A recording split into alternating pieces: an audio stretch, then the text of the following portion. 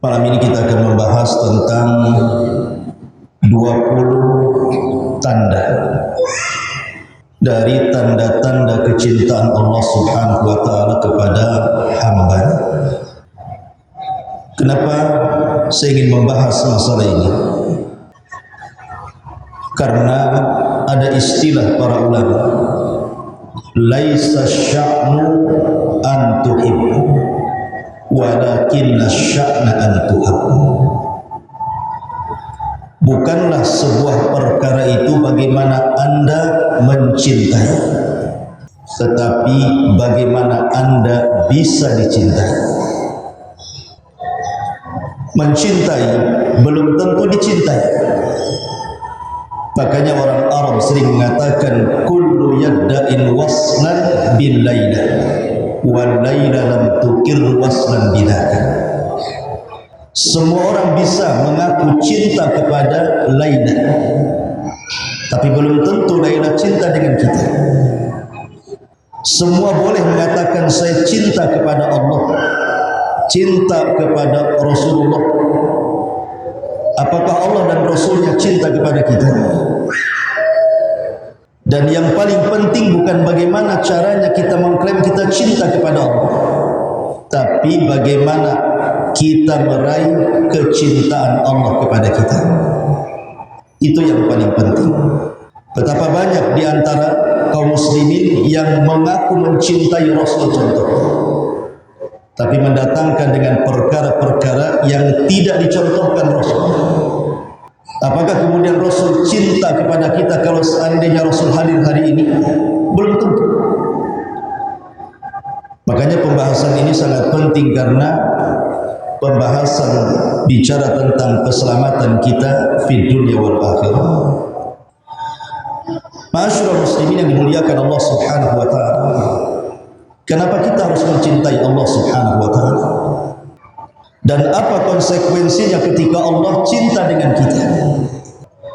Kenapa kita harus mencintai Allah Subhanahu wa taala? Karena Allah yang telah menciptakan kita. Allah yang telah memberikan rizki kepada kita. Sudah wajar kita harus mencintai Allah. Kenapa kita harus mencintai Allah Subhanahu wa taala? Karena Allah Subhanahu wa taala menciptakan kita tidak dibiarkan begitu saja, tetapi diutus kepada kita seorang nabi dan rasul yang menyelamatkan kita di dunia sampai ke akhirat. Kenapa kita harus mencintai Allah Subhanahu wa taala? Karena Allah Subhanahu wa taala jadikan kita umat terbaik.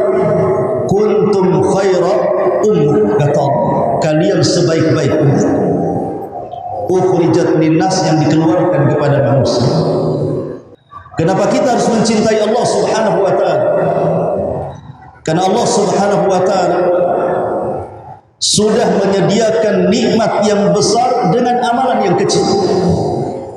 Anda bisa bayangkan, mungkin di antara kita ada yang usianya 50 tahun dia sudah meninggal, 60 tahun sudah meninggal, kemudian ditakdirkan menjadi penduduk surga. Dia kekal di surga selama-lamanya dengan kenikmatan yang tidak pernah dilihat mata, didengar telinga, terlintas pun tidak. Itulah kenapa kita harus mencintai Allah Subhanahu wa taala. Kenapa kita harus mencintai Allah Subhanahu wa taala? Karena setiap malam, sepertiga malam akhir, Allah itu turun, kemudian mengatakan kepada kita semuanya hambanya, man yad'uni fa astajiba wa man yas'aluni fa u'ti wa man yastaghfiruni fa aghfir. Siapa yang berdoa aku kabulkan, siapa yang meminta aku kasih, siapa yang beristighfar meminta ampun ku berikan ampunan. Kira-kira ada raja dunia yang paling kaya menawarkan kekayaannya kepada manusia? Tidak, kecuali Malikul Mulk, Allah Subhanahu wa taala. Sudah pantas kita mencintai Allah Subhanahu wa taala. Kenapa Allah Subhanahu wa taala harus kita cintai? Sebab Kalau Allah Subhanahu wa taala mencintai kita, apa yang terjadi? Nadahu Jibril. Allah akan panggil Jibril. Kemudian Allah katakan kepada Jibril, ya Jibril, inni uhibbu fulan. Jibril, aku suka dengan si fulan. Fa'ibbahu, kau harus cinta juga dengan dia. Maka kemudian Jibril menyeru seluruh malaikat yang ada di bumi, yang ada di langit, yang ada di arsy, yang jumlahnya tidak ada yang tahu kecuali Allah. Apa kata Jibril? Ya malaikat Allah, innallaha ahabba fulanan fa'ahibbuhu. Wahai malaikat-malaikat Allah, dimanapun kalian berada, Allah telah mencintai seorang hamba, maka kalian wajib cinta kepada dia. Maka semua malaikat mencintai Allah. Kemudian Allah Subhanahu wa taala menanamkan kecintaan kepada seluruh makhluk yang ada di bumi kepada dia. Lalu apa manfaatnya? Kita dicintai oleh manusia. Di zaman Rasul ada jenazah yang sedang lewat, kemudian dipuji karena kesolehannya. Rahimallah fulan, semoga Allah merahmati si fulan. Fulan rajulun saleh, si fulan orang yang saleh. Maka kemudian Rasul mengatakan wajabat lahul jannah. Maka jenazah yang dipuji manusia itu wajib masuk surga. Lalu apa faedahnya malaikat mencintai kita? Yang mencatat amalan kita itu malaikat. Yang mengangkat amalan kita ke langit sampai ke arsy Allah juga malaikat. Yang mencabut nyawa kita juga malaikat. Bayangkan kalau malaikat-malaikat itu cinta kepada kita, apa yang terjadi? Tentu Allah Subhanahu wa taala akan memberikan taufik kepada kita. Disinilah wajibnya kita mencintai Allah Subhanahu wa taala. Sebab kalau Allah Subhanahu wa taala sudah mencintai kita, ikhwan, maka Allah Subhanahu wa taala berikan kematian terbaik kepada kita. Sebagaimana Rasul mengatakan, innallaha idza ahabba 'abdan ista'malahu. Allah kalau suka dengan seorang hamba, maka Allah Subhanahu wa taala akan ista'malahu. Apa ista'malahu itu? Sahabat bertanya. Kata Nabi sallallahu alaihi wasallam, yuhayyi lahu khaira khawatimihi. Maka Allah Subhanahu wa taala akan sediakan kematian terbaik kepada dia. Allah akan sediakan kematian terbaik kepada dia. Kita tahu bahwa ketika saya, Anda atau siapapun lahir dari perut ibu kita, siapa yang menangis, siapa yang tertawa? Bayi itu menangis saat dilahirkan dan orang-orang di sekitarnya tertawa, kan? Tapi lihat saat kematian, siapa yang menangis, siapa yang tertawa? Kalau yang meninggal ini seorang mukmin yang mencintai Allah dan dicintai Allah, dia tertawa, sementara orang di sekitarnya menangis. Karena malaikat membisikkan di telinganya dan mengatakan, alla takhafu wa la tahzanu wa abshiru bil jannati allati kuntum tu'adun. Jangan takut, jangan sedih, Allah janjikan surga kepada. Maka malaikat mengatakan, ya ayyatuhan nafsul mutmainnah, irji'i ila rabbiki radiyatan mardiyah. Hei jiwa yang tenang, keluar. Engkau sudah ditunggu dengan keridhaan Allah Subhanahu wa taala. Maka ruh itu keluar dengan sangat tenang dan tidak susah payah. Berapa banyak orang-orang yang sakaratul maut berbulan-bulan tak mati-mati, tapi ruhnya seorang mukmin sekejap saja dia dicabut, dan hanya merasakan keperitan sebentar, itu pun sebagai penggugur dosa terakhir dia. Kemudian masuk ke alam kubur. Kemudian ditampakkan di sebelah kirinya neraka. Dia pun ketakutan. Tapi malaikat mengatakan, itu bukan tempatmu. Kemudian Allah Subhanahu wa taala tampakkan di sebelah kanan surga. Kemudian dia pun mengatakan, ya Rabb aqimis saah, ya Rabb tegakkan kiamat supaya aku bisa masuk ke istanaku dan berjumpa dengan keluargaku. Tapi Allah Subhanahu wa taala katakan belum waktunya. Kiamat masih panjang. Nam naumatal arush. Sebaiknya kau tertidurlah sebagaimana tidurnya pengantin baru.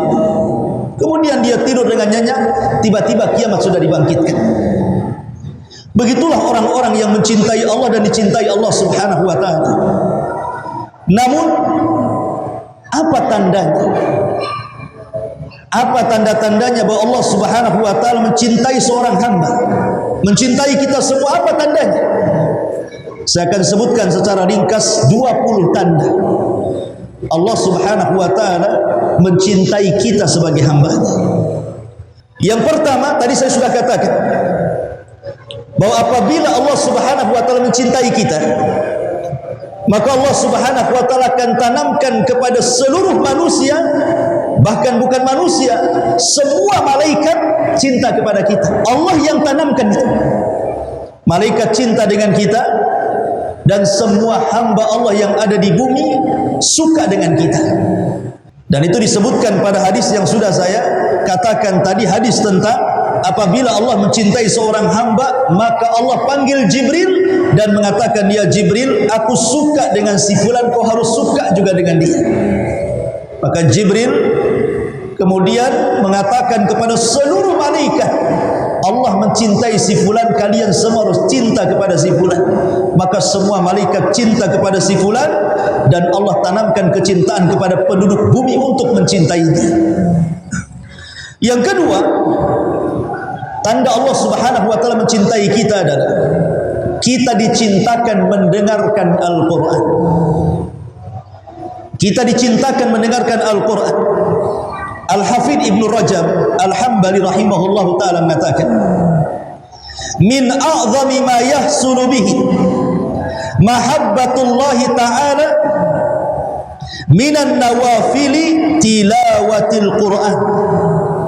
Seagung-agungnya seseorang hamba mendapatkan kecintaan kepada Allah Subhanahu wa taala dari perkara-perkara sunnah adalah ketika dia suka membaca Al-Quran dan mendengarkan Al-Quran.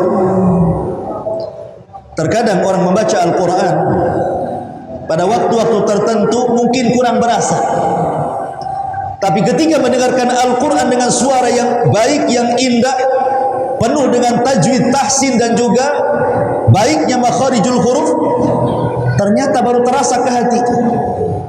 Makanya Nabi SAW pernah memanggil siapa? Abdullah ibn Mas'ud, dan mengatakan, Iqra alayya al-Quran. Hei Abdullah, bacakan kepadaku Quran. Kata Abdullah ibn Mas'ud radhiyallahu anhu mengatakan, Rasul, Quran ini turun kepadamu, macam mana aku akan membaca Quran untukmu? Maka Rasul mengatakan, sudah, bacakan saja. Maka kemudian Abdullah ibn Mas'ud membaca surah An-Nisa sampai kepada ayat, fa kaifa idza ji'na min kulli ummatin bisyahid wa ji'na bika ala haula'i syahida. Kata Rasul, hasbuk, cukup. Karena ayat itu menyinggung Rasul. Rasul sedih pada hari kiamat akan menjadi saksi bagi seluruh umatnya. Maka Rasul menangis dan mengatakan, hasbuka ya ibn Mas'ud, cukup wahai Abdullah ibn Mas'ud. Terkadang kita juga bukan hanya sekedar membaca Quran, perlu juga kita mendengar supaya lebih masuk ke sanubari kita. Kemudian yang ketiga, taqabbul an-nushi wa amalun bisunnati. Mudah menerima nasihat dan mudah untuk mengamalkan sunnah Nabi. Tanda Allah Subhanahu wa taala cinta kepada kita, maka kita mudah menerima nasihat dan mudah melaksanakan sunnah Nabi. Syekhul Islam Ibn Taimiyah rahimahullahu ta'ala pernah mengatakan, di zaman Rasul ada orang-orang yang mengklaim, mengaku cinta kepada Allah. Jadi ada sekelompok orang, kata Syekhul Islam, di zaman Rasul ngaku-ngaku cinta kepada Allah. Maka Allah Subhanahu wa taala uji mereka dengan menurunkan surah Al-Imran 31. Qul, katakan ya Muhammad kepada mereka, in kuntum tuhibbunallah, kalau kalian betul-betul mencintai Allah, fattabi'uni, ikuti sunnahku. yuhibbukumullah, maka Allah pasti cinta kepada kalian. Kalau seseorang kemudian mengklaim mencintai Allah, tiba-tiba kemudian dia berlaku bid'ah, menyelisih sunnah Nabi sallallahu alaihi wasallam, maka itu bukan tanda Allah sayang dengan dia. Karena tanda cinta Allah dengan kita itu kalau kita suka dengan sunnah Nabi. Karena syarat meraih kecintaan Allah itu adalah dengan cara mengikuti sunnah Nabi sallallahu alaihi wasallam.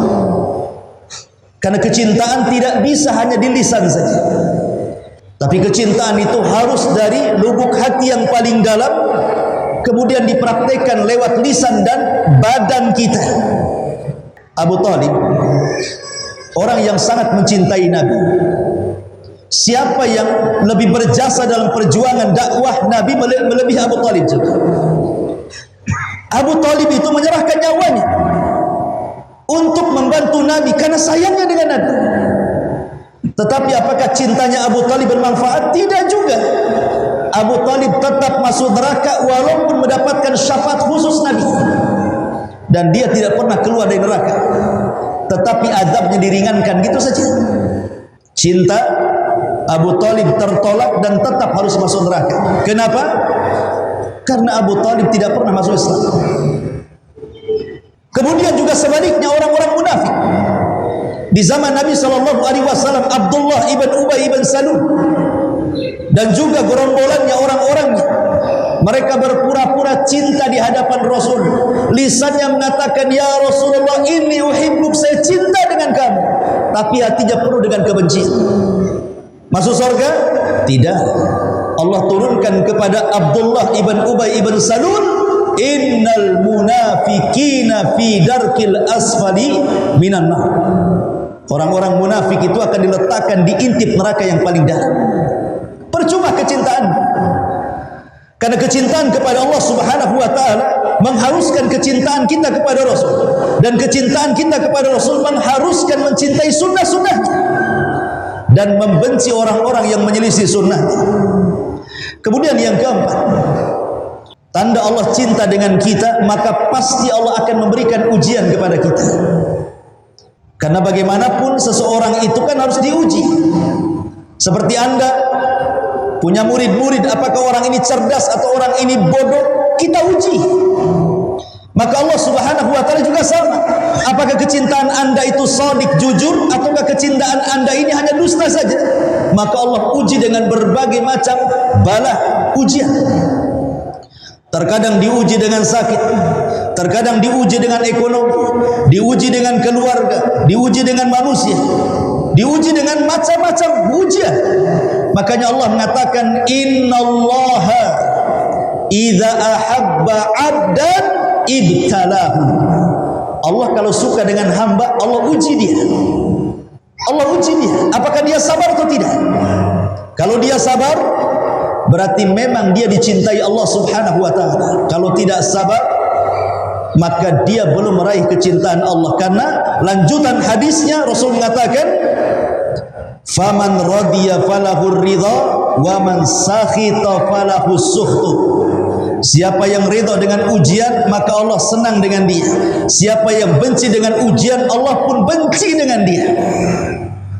Masyarul muslimin yang dimuliakan Allah Azza wa Jalla, Nabi ketika pulang dari Taif, bayangkan 18 kabilah berkumpul di Mekah sepeninggal Abu Talib dan Khadijah yang disebut dengan Amul Hazni, tahun kesedihan.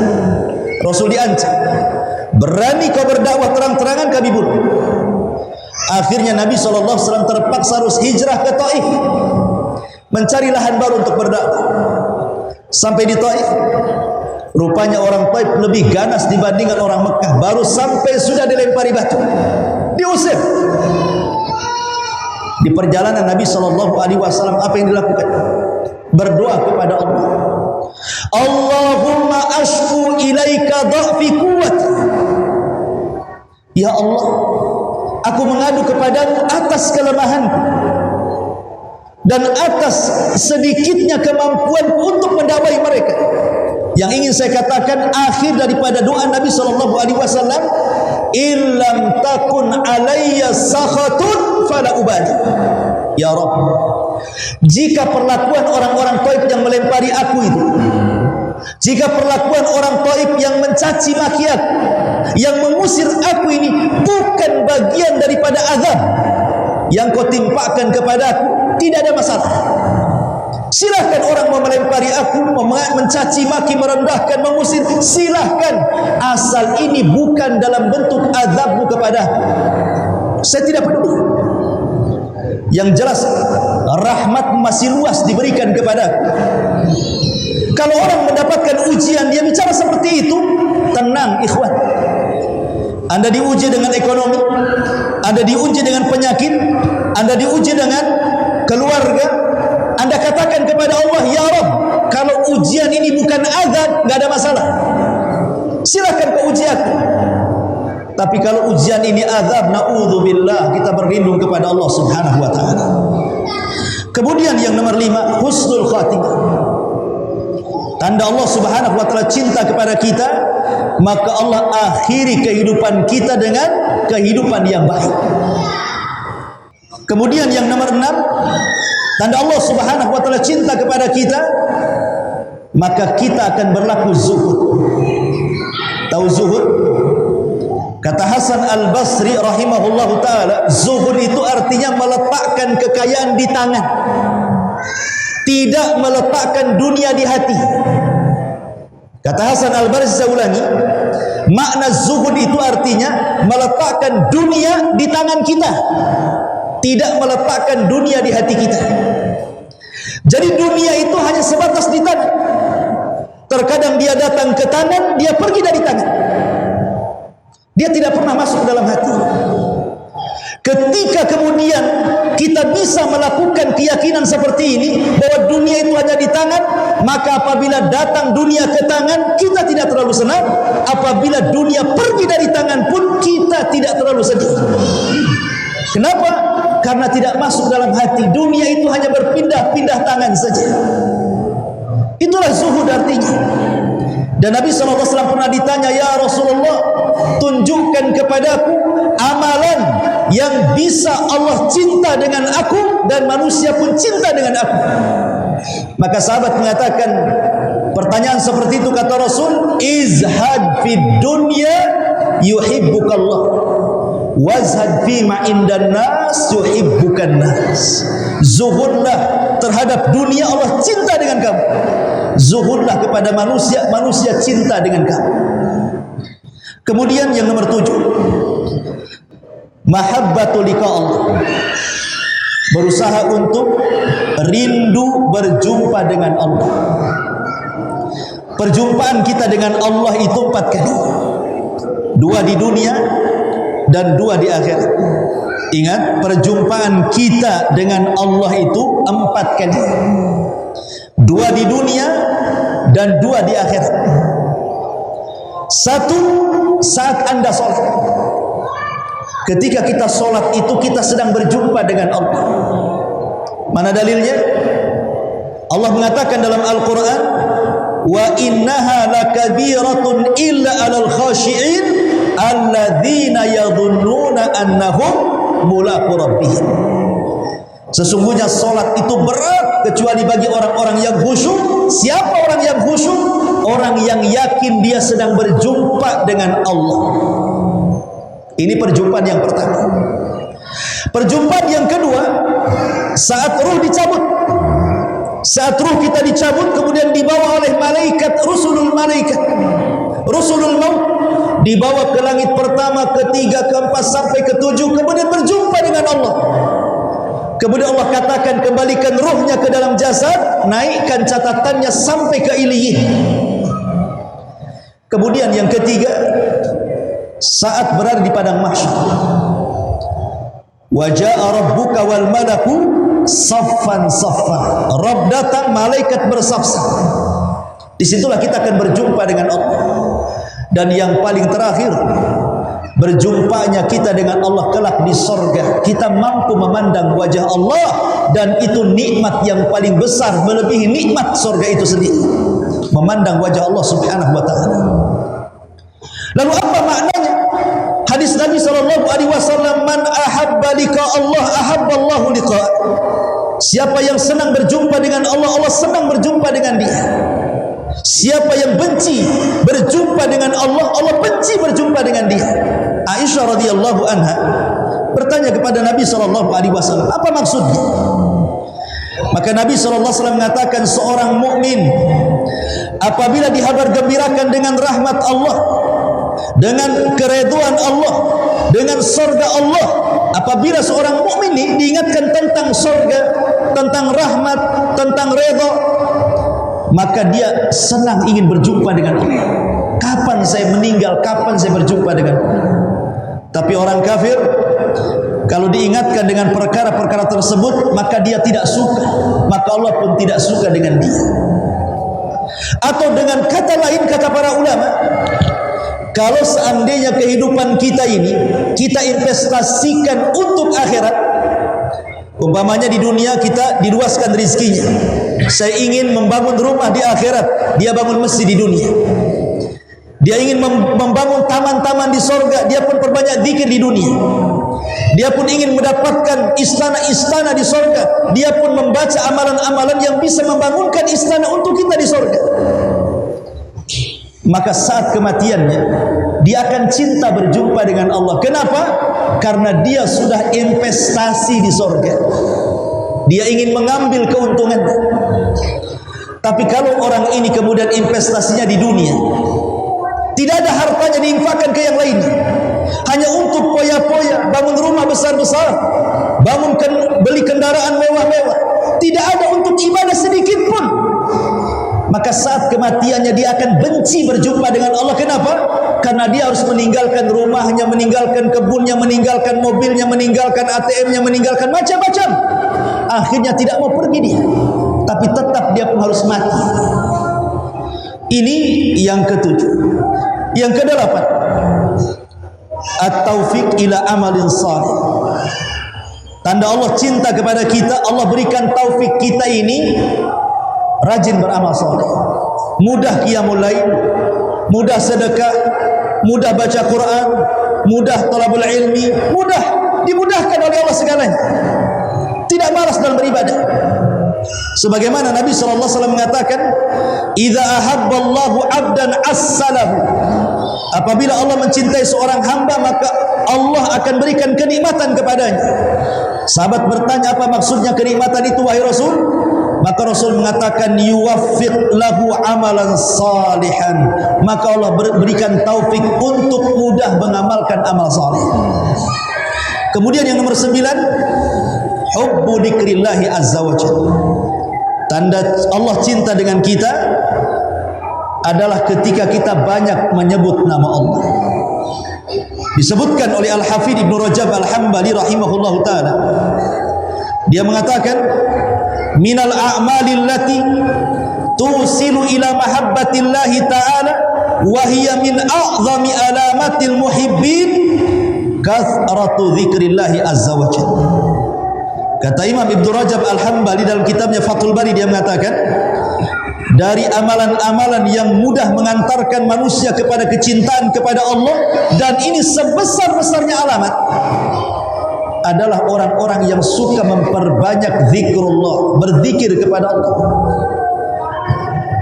Ikhwan, kalau antum cinta kepada seseorang, pasti antum akan menyebut-nyebut seseorang itu, memuji seseorang itu. Maka kalau kita cinta dengan Allah, harusnya kita suka menyebut-nyebut nama-namanya, memuji nama-namanya, berzikir kepada Allah. Karena itu tanda di mana Allah mencintai kita, lisan kita dimudahkan berzikir. Kemudian yang nomor 10, taufiq li khidmatin nasi wa i'anatihim wa tafriji kurabihim. Tanda Allah cinta dengan kita adalah kita dimudahkan menolong orang. Mudah kita nolong orang, itu mudah sekali. Harta yang kita berikan kepada orang, tidak pernah ada kebakhilan dalam hatinya. Senang dia membantu orang, membantu fuqara, membantu fakir miskin, membantu anak yatim, membantu orang yang kesulitan, mudah bagi dia. Tidak ada kepelitan dalam hartanya. Nabi sallallahu alaihi wasallam pernah mengatakan, Ya, Rasul pernah ditanya oleh seorang sahabat, "Ya Rasulullah, ayyun nas ahabba ilallah?" Rasul, manusia yang paling dicintai Allah itu seperti apa? Maka Rasul mengatakan, "Ahabbun nas ilallahi anfa'uhu linnas." Manusia yang paling dicintai Allah adalah manusia yang paling banyak bermanfaat kepada manusia. Subhanallah, bisa ditenangkan ya. Baik.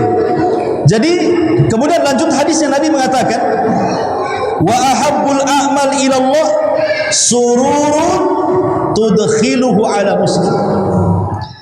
Dan amalan yang paling dicintai Allah adalah Anda memasukkan kebahagiaan kepada hati seorang mukmin. Ikhwan, ibadah yang paling afdal itu disebutkan para ulama adalah jabrul qulub. Antum tahu jabrul qulub? Jabrul qulub itu artinya menutup kesedihan orang. Dan yang paling afdal adalah menutup kesedihan orang tua. Yang paling utama sebelum menutup kesedihan orang lain, tutup kesedihan orang tua. Kisah Nabi Yusuf alaihi salatu wassalam. Ketika Yusuf alaihi salatu wassalam memboyong ayahandanya, saudara-saudaranya yang sudah pernah menyakitinya, memasukkan dia ke sumur, kemana? Ke Mesir. Kemudian Yusuf menceritakan kepada bapaknya kenapa dia sampai di Mesir. Yusuf hanya mengatakan bahwa penjaralah yang menjadikan aku seperti ini. Coba bayangkan, penjaralah yang menjadikan aku seperti ini. Yusuf tidak menceritakan kejahatan saudaranya, tidak mengatakan, "Wahai ayahku, orang ini loh saudara-saudaraku yang masukkan aku ke sumur, akhirnya aku dibawa pedagang." Enggak, Yusuf tidak pernah menceritakan. Padahal Yusuf manusia juga kan begitu. Yusuf hanya menceritakan soal penjara. Ini menunjukkan apa? Dia jaga hati bapaknya. Itulah namanya jabrul qulub namanya. Terkadang kita ini tidak pandai untuk menutup jabrul qulub, hati orang lain itu. Anda bayangkan ikhwan, ada manusia ini sudah sibuk dengan keluarganya, sudah sibuk dengan kerjaannya, sudah sibuk dengan anak-anaknya, sudah sibuk dengan urusan dia. Tiba-tiba kita datang menyakiti dengan lisan kita. Kita tiba-tiba datang menyakiti hati dia. Makin sibuk lagi dengan kata-kata kita, kan begitu. Orang itu sudah sibuk masing-masing, jangan disibukkan lagi dengan kita. Harusnya kita masukkan kebahagiaan kepada orang lain. Karena itu sebaik-baiknya amal, bahkan amalan yang paling dicintai Allah Subhanahu wa taala, kata Rasul, sururun tudkhiluhu ala qalbil muslim. Rasa senang yang dimasukkan ke hati seorang muslim. Kemudian yang nomor 11, taufik li husnil khuluq. Tanda Allah cinta kepada kita tampak dari akhlak kita. Akhlak itu terbagi 3, dari leher ke atas, kemudian kedua tangan, dan dari atas kepala sampai kaki, kata ulama. Saya ulangi, akhlak itu ada 3, leher ke atas, dari atas kepala sampai kaki, dan kedua tangan. Maksudnya apa? Leher ke atas ini ada lisan, dia tidak mengucapkan kecuali yang santun. Dia punya mata, tidak pernah melotot kepada orang. Dia punya telinga, tidak mendengar kecuali yang halal. Dan dia tidak pernah akalnya kemudian memikirkan sesuatu yang jahat. Kemudian tangan, suka membantu orang, ringan tangan. Kemudian dari atas kepala sampai kaki, kalau dia bicara dengan orang, dia tidak menghadap tempat lain. Dia hadapkan kepada orang yang diajak bicara, walaupun dia lebih rendah daripada kita. Itu akhlak, kata ulama. Kalau kita bisa melakukan 3 hal ini, maka Anda berakhlak. Dan akhlak itu tanda Allah cinta dengan kita. Kemudian yang nomor 12, taufik ila fi'lil faraid wan nawafil. Tanda Allah cinta kepada kita, kita suka melaksanakan yang wajib dan tidak berhenti dari yang sunnah.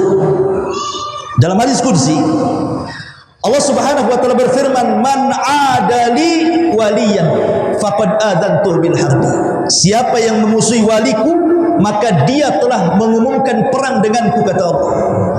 Kemudian kata Allah dalam hadis kursinya, wa ma taqarraba 'abdi bi syai'in ahabbu ilayya mimma aftaradtuhu alaihi wa ma yazalu 'abdi yataqarrabu bin nawafil hatta uhibbahu fa idza ahbabtuhu kuntu sam'ahu alladhi yasma'u bihi wa basarahu alladhi yabsiru bihi wa yadahu allati yabtishu biha wa rijlahu allati yamshi biha wa la in sa'alani la utiyanna wa la in ista'adhani la u'idanna.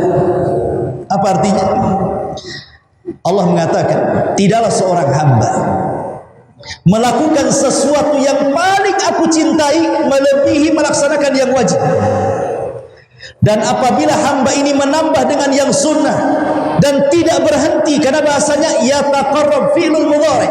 Fi'il mudhari' itu maknanya hal wal mustaqbal, artinya terus menerus melaksanakan sunnah, rawatibnya, duhanya, qiyamul lailnya, puasa Seninnya, Daudnya, dan begitu seterusnya, sampai lama-lama aku suka dengan dia, kata Allah.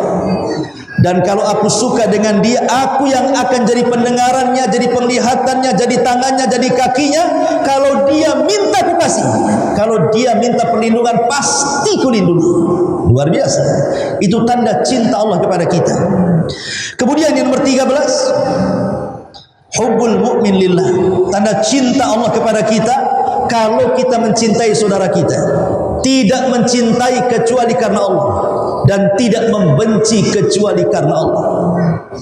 Nabi SAW pernah mengatakan, dahulu ada seseorang yang pergi berziarah kepada saudaranya yang jauh di sana, saudaranya itu tempatnya jauh sekali. Kemudian Allah utus malaikat untuk mengikuti orang ini. Kemana orang ini pergi? Kemudian dicegat di tengah jalan oleh malaikat dan ditanya, mau kemana engkau pergi? Dia mengatakan, aku ingin ke saudaraku, temanku di sana. Kemudian malaikat yang menjelma manusia bertanya, apakah karena ada bisnis kau ke sana? Apakah karena ada urusan dunia kau ke sana? Apakah karena ada urusan lain kau ke sana? Orang ini mengatakan, tidak, aku ke sana lillah, karena Allah ingin ziarah kepada dia saja. Maka apa kata malaikat? Malaikat mengatakan, demi Allah, maka Allah Subhanahu wa ta'ala akan mengirim 70.000 malaikat bersama dia. Kemudian karena dia mengatakan, aku menziarahi dia karena cinta kepadanya, maka saksikanlah Allah cinta dengan kamu. Subhanallah. Hadis ini keluarkan Imam Muslim. Jadi tanda Allah cinta dengan kita, artinya kita dicintakan dengan saudara kita karena Allah, bukan karena urusan dunia. Yang nomor 14, kita dijauhkan dari fitnah dunia. Ya, sebagaimana saya katakan, zuhud itu tidak harus miskin. Orang kaya pun bisa zuhud. Tetapi dunia yang sampai kepada dia tidak memfitnah dia. Anda tahu ceritanya Imam Ahmad? Imam Ahmad itu ditekan dan disiksa oleh 3 penguasa. Pertama, Khalifah Ma'mun. Ketika itu Imam Ahmad diminta untuk berjumpa dengan Khalifah Ma'mun untuk disiksa. Tapi Imam Ahmad berdoa, ya Allah, jangan pertemukan wajahku dengan Ma'mun. Akhirnya belum berjumpa, Ma'mun meninggal. Kena doanya Imam Ahmad, doa yang dizalimi, mustajab. Ya. Kemudian Khalifah Ma'mun berwasiat kepada keponakannya Al-Wathiq, jangan tinggalkan akidah Mu'tazilah. Akhirnya Wathiq pun tetap menyiksa Mu'tasim dulu. Khalifah Mu'tasim pun tetap kemudian mengambil pandangan Mu'tazilah dan menyiksa para ulama. Sampai 4 ulama besar meninggal di penjara. Muhammad ibn Nuh meninggal di penjara. Nu'aim ibn Hamad meninggal di penjara. Al-Buwaiti meninggal di penjara. Kemudian An-Nasr Al-Khuzai meninggal di penjara. Kecuali Imam Ahmad selamat. Dia tidak meninggal di penjara. Ketika Mu'tasim meninggal, ganti dengan Wathiq. Kemudian Wathiq meninggal, disiksa juga Imam Ahmad. Ganti dengan khalifah yang keempat, namanya Mutawakkil. Barulah di zaman Mutawakkil 2 tahun berkuasa, ahli sunnah kembali tinggi, Mu'tazilah hilang. Sehingga Imam Mutawakkil ingin menghormati Imam Ahmad, dikasih uang banyak-banyak, hadiah banyak-banyak sebagai imbalan dan sebagai penebusan dosa para penguasa sebelumnya. Kasih uang banyak, tapi Imam Ahmad menolak, dikembalikan kepada penguasa. Kenapa? Kata Imam Ahmad, hadiah ini lebih jahat fitnahnya dibandingkan aku masuk penjara, kata. Itulah Imam Ahmad. Ya. Tetapi bukan berarti kemudian zuhud dan wara itu diartikan kita harus menjauh dari dunia. Tidak. Sufyan Ats-Tsauri itu orang kaya. Sufyan Ats-Tsauri itu orang kaya raya, ulama kaya raya, dan dia percontohan orang zuhud. Dikatakan kepada Sufyan Ats-Tsauri, wahai Sufyan, engkau kan imamnya para orang-orang zuhud, kenapa kau kaya kali, katanya. Apa jawaban Sufyan Ats-Tsauri? Ya likai la atamandalu alal muluk, katanya. Kenapa saya harus kaya, kata Sufyan Ats-Tsauri? Biar aku tidak menjilat penguasa, biar tidak aku mencari keuntungan di penguasa sehingga lisanku terkunci untuk menyampaikan kebenaran. Kalau aku kaya, aku bisa bicara sesukaku, kata Sufyan Ats-Tsauri. Jadi zuhud tidak mesti miskin, kaya pun boleh zuhud. Yang penting letakkan kekayaan di tangan, jangan dimasukkan ke dalam hati. Itu kuncinya saja. Kembali bahwa tanda Allah cinta dengan kita ketika kita dijauhkan dari fitnah dunia. Kemudian yang nomor 14, tanda cinta Allah kepada kita, maka kita diilhamkan untuk mudah taubat, untuk mudah istighfar, dan tidak terus-menerus melakukan dosa, sebagaimana perkataan Syekhul Islam Ibn Taimiyah rahimahullah taala, "Idza ahabballahu 'abdan alhamahu taubata wal istighfar wa lam yusiru ala dzulm." Kata Ibnu Taimiyah, apabila Allah cinta dengan seorang hamba, Allah ilhamkan taubat, istighfar, dan dia tidak menerus dalam dosa. Kemudian yang nomor 16, Allah berikan taufik kepada dia sikap rifq wal lin, kelembutan, kesantunan, sebagaimana Rasul mengatakan, innallaha idza ahabba ahla baitin adkhala alaihimur rifq.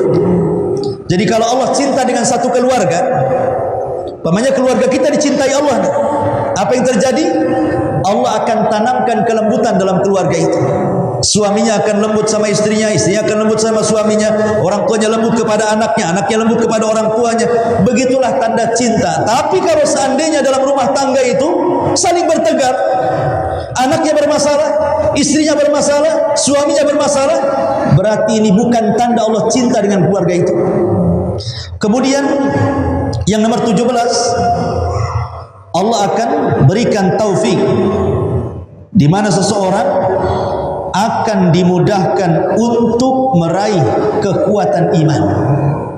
Sebagaimana Rasul mengatakan, sebagaimana Abdullah ibn Mas'ud radhiyallahu mengatakan, innallaha ta'ala qasama bainakum akhlaqakum kama qasama bainakum arzaqakum wa innallaha ta'ala yu'til mal man ahab wa ma la yuhib wa la yu'til iman illa man yuhib. Kata Abdullah ibn Mas'ud radhiyallahu an, Allah itu telah membagi akhlak-akhlak kalian sebagaimana Allah membagi rizki-rizki kalian. Dan Allah Subhanahu wa taala memberikan harta kepada orang yang dicintainya dan kepada orang yang tidak dicintainya. Subhanallah. Rupanya harta itu bukan tanda kebaikan. Orang banyak harta itu bukan tanda kebaikan. Kenapa? Karena harta itu diberikan kepada orang yang dicintai Allah ataupun orang yang dibenci Allah. Orang kafir kaya, orang Islam kaya. Namrud kaya, Sulaiman kaya. Abu Bakar kaya, Abu Lahab juga kaya. Qarun kaya.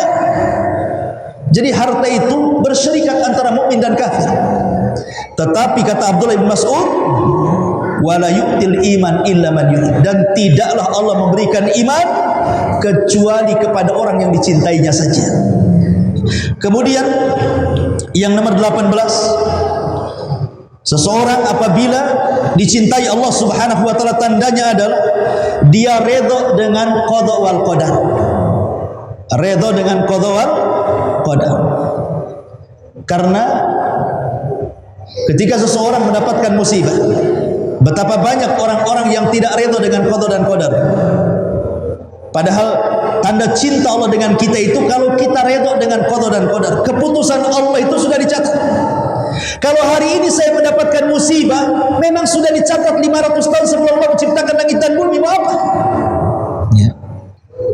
Makanya kenapa beriman kepada qada dan qadar itu penting? Kenapa? Kalau datang kebahagiaan, kalau datang nikmat tidak terlalu senang, kalau mendapatkan musibah tidak terlalu sedih, karena semua sudah dicatat di Lauhil Mahfuz. Kemudian yang nomor 19, tanda cinta Allah kepada kita adalah tana'um bitta'ah, merasa lezat saat mengerjakan ketaatan.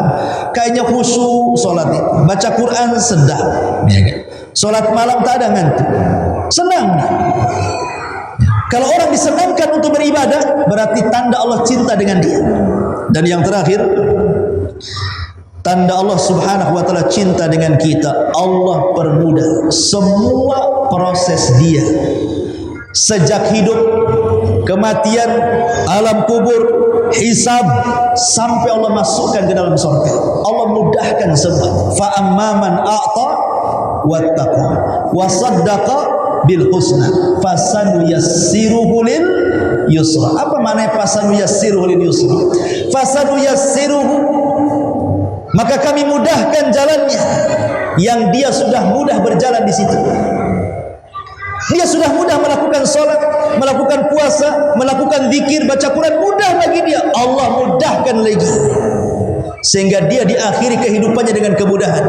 Masuk kuburan Allah mudahkan, masuk padang mahsyar Allah mudahkan, titian siratal mustaqim Allah mudahkan, masuk ke dalam surga pun Allah mudahkan.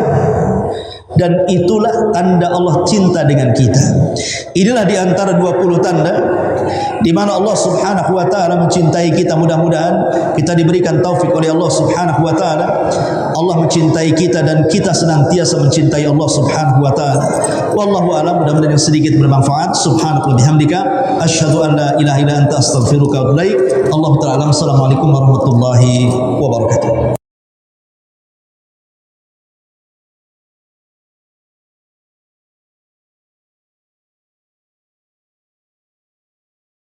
Subhanallah walhamdulillah wa la ilaha illallah wallahu akbar. Subhanallah.